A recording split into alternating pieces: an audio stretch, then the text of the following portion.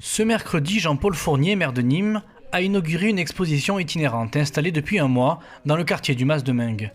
Cet totem jalonne le parcours présentant les aménagements majeurs prévus dans le cadre du grand projet de rénovation urbaine. Un plan explicatif accompagné d'une petite ouverture permet de se projeter et de voir l'état d'avancement des travaux. Une manière d'informer les habitants du quartier sur cette transformation urbaine à venir. C'était important parce qu'ils ont participé pendant 5-6 ans à cette concertation.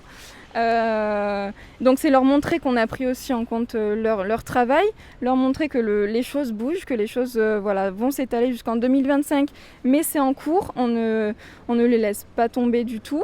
Et là on est vraiment dans le cœur du sujet, en plein dedans, quoi. Donc ça leur montre que les choses avancent. Pour l'occasion, quelques riverains étaient présents, à l'image de Nadia. Franchement, c'est bien l'avenir, là, si continue à se construire, hein, qu'il y ait un suivi aussi.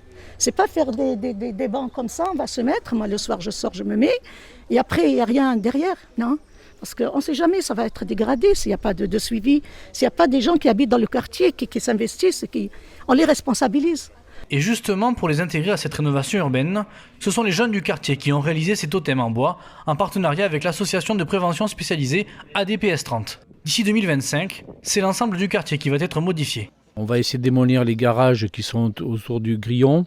Ensuite, il y a ces deux énormes barres là, qui sont derrière vous, qui vont être démolies. Ça, on va être d'ici 2-3 ans.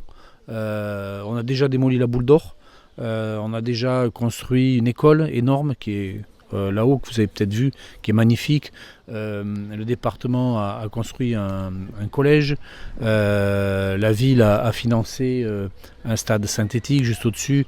Donc c'est un quartier sur lequel la ville de Nîmes investit beaucoup. Plus de 30 millions d'euros pris en charge par la municipalité nîmoise sur un total de 80 millions d'euros dont va bénéficier le Mas de Meung. Ces totems vont rester tout l'été. Les habitants ont aussi la possibilité de faire part de leurs avis de manière écrite auprès du centre social Jean Paulhan.